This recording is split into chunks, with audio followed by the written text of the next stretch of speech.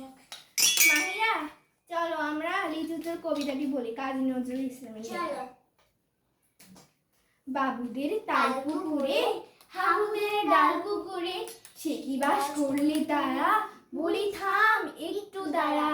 পুকুরের ওই কাছে না লিচুর এক গাছ আছে না, ওখানা আসতে গিয়ে এক বড় কাস্তে নিয়ে, গাছে গিয়ে যেই চড়েছি ছোট এক ডাল ধরেছি, ও বাবা মরাত করে পড়েছি সরাত জোরে।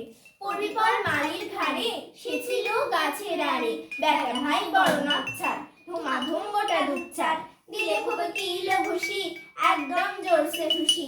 আমিও বাগিয়ে থাপড়, দেহাওয়া চাঙিয়ে কাপড়, লাফিয়ে ডিংলু দেয়ার, দেখে এক ভেতরে শেয়াল, আরে ধ্যাত শিয়াল কোথা, ভোলোটা দাঁড়িয়ে কোথা, দেখে যে আটকে ওঠা, কুকুরও জোরে ছোটা, আমি কই কম্ম কাবার, কুকুরে করবে সাবার।